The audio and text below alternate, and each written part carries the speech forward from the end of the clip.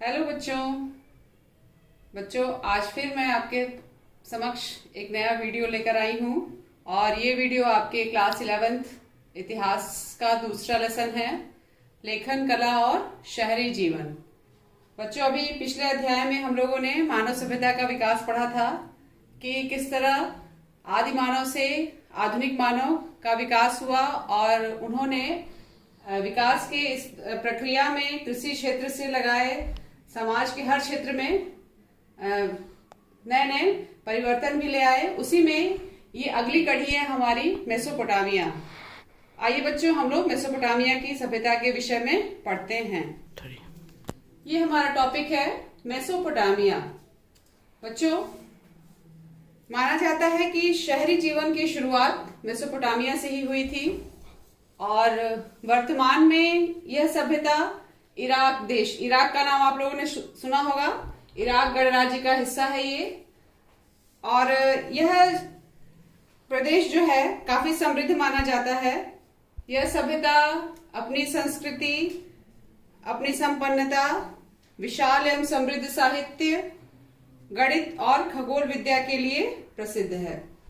इतिहास में मेसोपोटामिया की सभ्यता बहुत ही महत्वपूर्ण है। आप लोगों ने जब हड़प्पा सभ्यता का पढ़ा होगा 10th में या जूनियर क्लासेस में, तो वहां पर आप लोगों ने मेसोपोटामिया के विषय में जरूर पढ़ा होगा, क्योंकि हड़प्पा का व्यापार मेसोपोटामिया से हुआ करता था।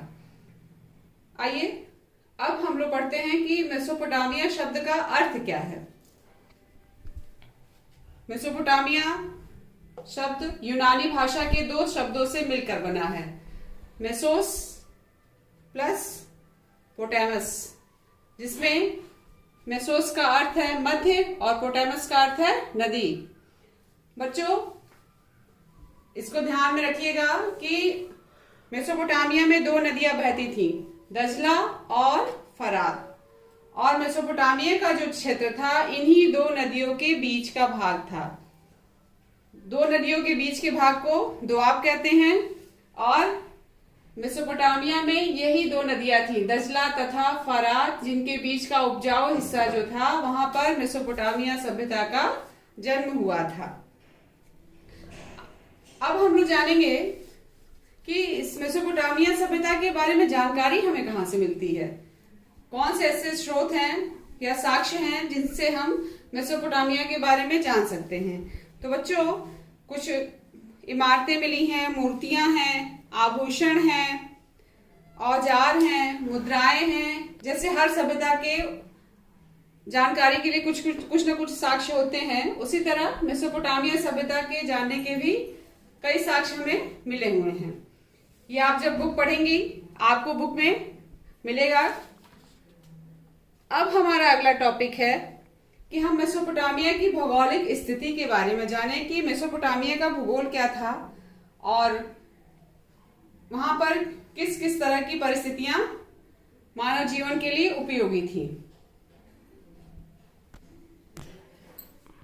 मेसोपोटामिया इराक में स्थित है और इसकी भौगोलिक स्थिति के बारे में हम जानते हैं। सबसे पहले हम इसके पूर्वोत्तर भाग में चलते हैं और पूर्वोत्तर भाग के बारे में बच्चों है कि यहाँ पर हरे भरे ऊंचे नीचे मैदान थे, पर्वत श्रृंखलाएं थी और स्वच्छ झरने भी थे और जंगली फूल भी खूब खिला करते थे यहाँ पर। और अच्छी फसल के लिए वर्षा भी यहाँ पर पर्याप्त मात्रा में हो जाया करती थी। यहाँ 7000 से 6000 ईसा पूर्व के बीच खेती शुरू हो गई थी, मतलब कृषि का सूत्रपात यहाँ पर हो चुका था, कृषि प्रारंभ हो चुकी थी। दूसरा है आपका उत्तर में, यहाँ पर क्या है, ऊंची भूमि थी, स्टेपी घास के मैदान थे, पशुपालन भी कराया जाता था और पशुपालन आजीविका का अच्छा साधन था, बशर्ते खेती को लेकर। सर्दियों में बारिश भी होती थी और यहाँ पर तरह तरह के जानवर जैसे भेड़, बकरियां आदि पाले जाते थे। अगला पॉइंट है हमारा पूर्व में। यहाँ दजला की सहायक नदियां ईरान के पहाड़ी प्रदेशों में जाने के लिए परिवहन का साधन थी। इसी के माध्यम से व्यापार मेसोपोटामिया सभ्यता किया था। नेक्स्ट है आपका दक्षिण में। यह रेगिस्तानी भाग था और यही वो स्थान है जहां सबसे पहले लेखन प्रणाली का प्रादुर्भाव हुआ था। क्योंकि दजला और फरात नाम की जो नदियां थी पहाड़ों से निकलकर अपने साथ साथ उपजाऊ मिट्टी भी ले आया करती थी, और जब इन नदियों में बाढ़ आ जाती थी तो इनके पानी का प्रयोग सिंचाई के लिए किया जाता था। फरात नदी रेगिस्तान में प्रवेश करने के बाद कई धाराओं में बढ़ जाया करती थी। कभी कभी इन धाराओं में बाढ़ आ जाती थी। फरात नदी में अक्सर बाढ़ आ जाया करती थी, तो उस नदी के पानी का प्रयोग मेसोपोटामिया के लोग सिंचाई के लिए किया करते थे। वहां पर गेहूं, जौ, मटर, मसूर की खेती होती थी। उन खेतों में सिंचाई के लिए इस नदी से पानी लेकर किया करते थे। ये तो हो गई मेसोपोटामिया की खेती के बारे में। अब हम लोग जानेंगे कि शहरीकरण, मेसोपोटामिया में शहरीकरण कैसा था। बच्चों, उस समय गांवों की संख्या ज्यादा थी और नगर में लोगों की ज्यादा भीड़ नहीं थी, क्योंकि आवश्यकता भी लोगों की कम थी। लेकिन लगभग 3000 ईसा पूर्व के आसपास नगरों का निर्माण शुरू हो गया और आर्थिक गतिविधियां बढ़ने लगी। जैसे व्यापार से लगाए उत्पादन के कई साधन विकसित होने लगे, तो धीरे धीरे लोग कस्बों में इकट्ठा रहने लगे और उनका ये इकट्ठा रहना उनके लिए बड़ा फायदेमंद साबित हुआ। कैसे? क्योंकि जब एक साथ कई लोग इकट्ठा होकर रहने लगते हैं तो तरह तरह के विचार विमर्श आपस में होते हैं, और वही हुआ कि व्यापार, उत्पादन एवं अन्य क्रियाकलापों के अवसर बढ़ गए थे।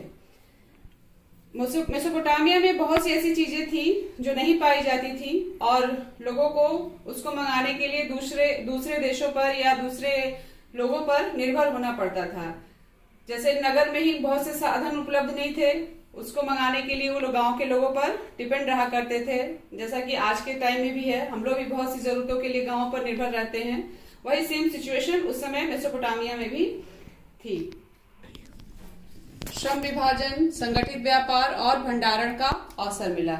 श्रम विभाजन, इसका मतलब ये था कि मेसोपोटामिया सभ्यता के लोगों की विशेषज्ञता जो थी पत्थरों पर नक्काशी उकेरने तक ही सीमित थी। मतलब पत्थरों पर वो नक्काशी तो कर लेते थे, लेकिन वो व्यापार करना नहीं जानते थे, यानी उसको बेचना नहीं जानते थे।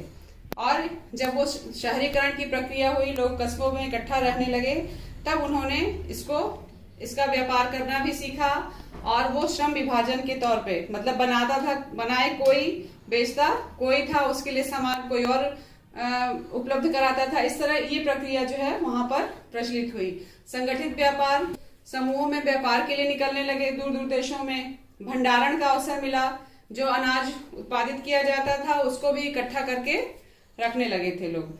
अगला है आपका संपूर्ण हिसाब किताब लिखित रूप में रखा जाने लगा। जब व्यापार की सुविधा उपलब्ध हो गई तो उसका एक ब्यौरा भी तैयार किया जाने लगा और उसको लिखित रूप में रखा जाने लगा था। क्योंकि शहरों में खाद्य पदार्थों की आपूर्ति गांवों से होती थी, उसके लिए उसका वितरण की व्यवस्था और उसके संग्रहण की व्यवस्था भी उसी के अंतर्गत आ गई थी।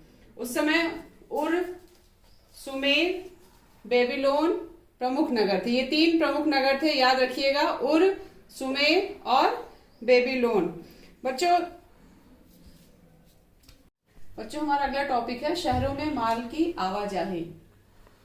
अभी आप लोगों ने पिछले टॉपिक शहरीकरण में पढ़ा था कि गांव से कस्बों का विकास होता गया और धीरे धीरे आवश्यकताएं बढ़ती गई, तो उसकी आवश्यकता की पूर्ति में वहां के लोग लग भी गए थे और तरह तरह के व्यापार कार्य भी करने लगे थे।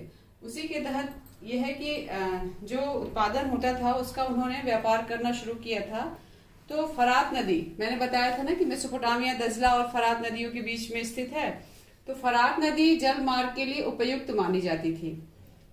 फरात नदी से वो व्यापार करते थे और उस समय फरात नदी का मार्ग जो है विश्व प्रसिद्ध था और अधिकांशतः देशों में व्यापार इस नदी के माध्यम से होता था।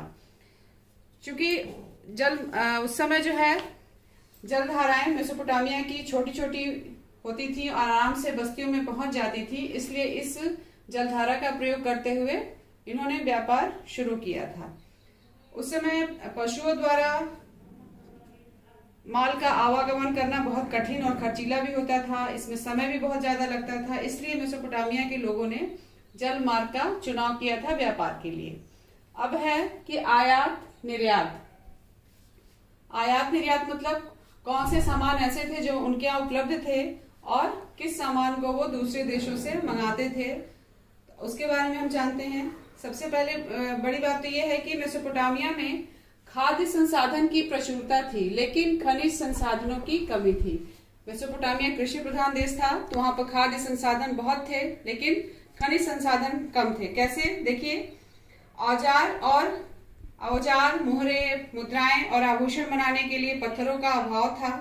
गाड़ी, पहिए तथा नाव के निर्माण के लिए आवश्यक उत्तम किस्म की लकड़ी का भी अभाव था।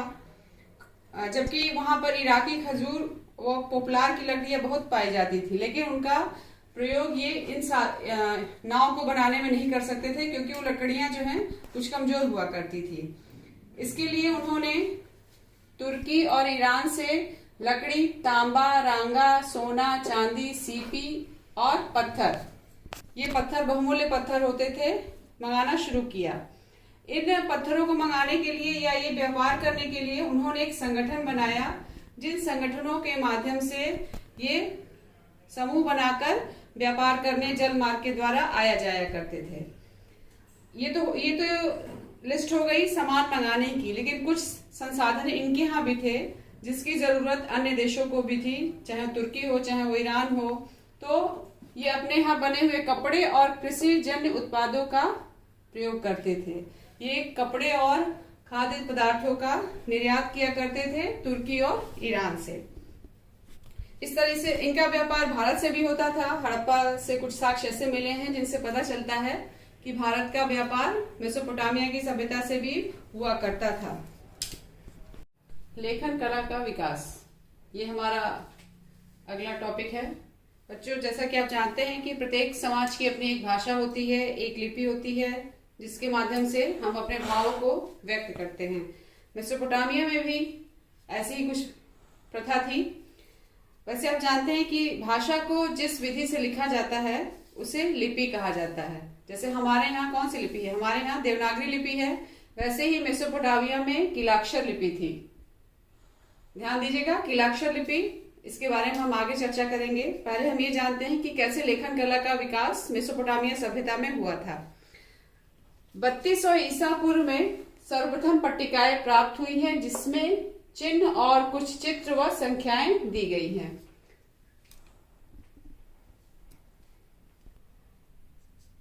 बच्चों, ये चित्र आपको दिखाई दे रहा होगा। ये जो अभिलेख या जो मोहरें प्राप्त हुई हैं उन पर ये चिन्ह बने हुए हैं। इस तरह के चिन्ह, ये देखिए बैल, यहाँ पर देखिए अनाज और मछली, नीचे संख्याएं और नाव, इस तरह के चिन्ह मिले हुए थे। इस तरह के ये मिट्टी पर लिखी हुई पट्टिकाएं हैं जिन पर ये चिन्हों से कुछ अंकन हुआ था, और चित्रों के माध्यम से ही ये अंकन है। ध्यान से आप इसे देखेंगे, आपको समझ में आएगा। बुक में भी आपके दिया हुआ है। बच्चों, लेखन कला की शुरुआत तब हुई होगी जब समाज में लेन देन का स्थायी हिसाब किताब शुरू हुआ होगा, क्योंकि जब व्यापार बढ़ा होगा तो उसका हिसाब किताब हिसाब किताब की जरूरत पड़ी होगी, और हिसाब किताब की जब जरूरत पड़ी होगी तो उसको लिखने की प्रक्रिया भी प्रारंभ हुई होगी। इस तरह से देखा जाए तो जैसे जैसे सुमेरियन सभ्यता का शहरीकरण हुआ, वैसे वहां पर लेखन कला का विकास भी होता गया। अब हम जानते हैं कि आखिर इस पे लिखा कैसे जाता था, क्योंकि जो मिट्टी की पट्टिकाएं प्राप्त हुई हैं उनसे हमें ये पता लगाना है कि लिखने की शैली क्या थी। उसके बारे में ये पता चलता है कि संभवतः चिकनी मिट्टी को गीला कर लिया जाता था, फिर उसको गूंथ कर और हाथ से थपथपाकर एक आकार दिया जाता था, और उसे एक हाथ में पकड़कर और उसकी जो दूसरी सतह थी उसको खूब चिकना कर लिया जाता था, और सरकंडे की तीली की तीखी नोक से उस पर लिखा जाता था। इसीलिए उसको किलाक्षर भी कहा गया है, क्योंकि खोद खोद के बकायदे लिखा गया है। आप ध्यान से देखेंगे, और वो कीलनुमा लगा करता था, इसीलिए इसे यहाँ की जो लिपि थी उसे किलाक्षर कहा गया है। 2600 ईसा पूर्व के आसपास वर्ण कीलाकार हो गए। सुमेरियन भाषा का प्रयोग होने लगा था। यहाँ की प्राचीन भाषा सुमेरियन थी। लेकिन 2400 ईसा पूर्व में सुमेरियन के स्थान पर अक्कदी भाषा का प्रयोग होने लगा। ये भाषा गौड़ हो गई और अक्कदी भाषा मुख्य हो गई। यहाँ पर इसका मतलब ये है कि धीरे धीरे लेखन कला का जैसे जैसे विकास होता गया, शहरीकरण होता गया, अपनी प्राचीन भाषा को छोड़कर उन्होंने नई भाषा को अपना लिया था। लेखन कार्य में अनेक चिन्हों का प्रयोग करना पड़ता था, क्योंकि कुछ भाव ऐसे थे जिनको व्यक्त करने के लिए चिन्हों का ही प्रयोग वो किया करते थे। साक्षरता दर यहाँ पर कम थी, इसलिए अधिकतर लिखावट ऐसी होती थी जैसे बोलने के तरीकों को दर्शाती थी। राजा के पास अगर कोई पत्र या कोई दूत कोई संदेश लेकर आता था तो राजा स्वयं नहीं पढ़ता था, वो अपने सेवक से या अपने उसी दूत से कहता था कि पढ़कर सुनाओ, और जब वो पढ़कर सुनाता था तो उसकी प्रक्रिया ऐसी थी, मेरे अमुक मालिक को उनका अमुक सेवक निवेदन करता है। इस तरह की कहानी वहां पर अभिलेखों में प्राप्त हुई है। लेखन का प्रयोग। सुमेरियन महाकाव्य में उरुक के शासक एनमरकर का उल्लेख मिलता है। बच्चों, उस समय उरुक एक सुंदर शहर था और वहां का राजा एनमरकर था। कहा जाता है कि एनमरकर अपने शहर के एक सुंदर मंदिर को सजाने के लिए लाजवर्द और बहुत बहुमूल्य रत्न और धातुएं मंगाना चाहता था। इसके लिए उसने अपना एक दूत अरट्टा को सुदूर देश के राजा के पास भेजा था। दूत ने राजा के आदेश का पालन भी किया और रात में वह चांद तारों की रोशनी और उनसे सूचित दिशा के अनुसार और दिन में सूरज के बताए मार्ग पर आगे बढ़ता जा रहा था। वह रास्ते में आने वाले ऊंचे ऊंचे पहाड़ों को लांघता गया और ऊपर चढ़ता गया। जितने भी पहाड़ी रास्ते थे या पथरीले रास्ते थे उनको पार करता गया। जब वो पहाड़ पर था तो पहाड़ से नीचे जितने भी व्यक्ति दिखाई देते थे उसे चूहे के समान दिखाई देते थे, जिसके लिए वहां पर एक शब्द अभिलेखों में मिला है, सूसा। चूहे की जगह सूसा। और उसने 5 पर्वतमालाएं, 6 पर्वतमालाएं और फिर 7 पर्वतमालाएं पार की। लगातार वो पहाड़ों को पार करता जा रहा था और लेकिन वो जो धातु मंगाया था राजा ने उसको ले नहीं आ पाया और बार बार यात्रा करता रहा। वो एक बार राजा ने उसे धमकी भी दी कि तुम अगर नहीं लाते हो तो तुम्हें कठोर सजा मिलेगी। और अट्टा ने फिर राजा से वादा किया कि अब की बार मैं फिर से कोशिश करूंगा और वो चलता गया।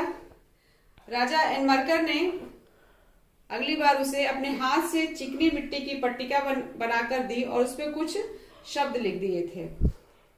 उस समय शब्दों को लिखने का रिवाज नहीं था। जब अरट्टा लिखी हुई पट्टिका लेकर दूसरे देश के राजा के पास गया तो उसने उसकी जांच कराई। जांच जब की गई तो उसमें जो लिपि निकली, जो लिपि जिस ढंग से लिखा गया था वो लिपि थी कीलाकार लिपि। लेकिन उसे देखते ही उस शासक की त्योरियां चढ़ गई और उसने पट्टिकाए पर अपनी नजर जबरदस्ती गड़ाए रखी थी। तब तक गड़ाए रखी जब तक कि उसे समझ में नहीं आया। वैसे तो इस घटना का कहीं कोई उल्लेख नहीं है और इसको सत्य भी नहीं माना जा सकता है, लेकिन इससे यह ज्ञात होता है कि एनमरकर ने ही सर्वप्रथम व्यापार के लिए लेखन कार्य प्रारंभ कराया था और ये लेखन कार्य मेसोपोटामिया की शहरी संस्कृति का सर्वश्रेष्ठ नमूना है। बच्चों, आज आपका यहीं तक नहीं। जो बोलो काट दूंगा, बोलो आगे। क्या बोले, खत्म हो गया इसके आगे बोलना है तो बोलो। ये तक खत्म हो गया, ये सब अभी भी रिकॉर्ड। आज ये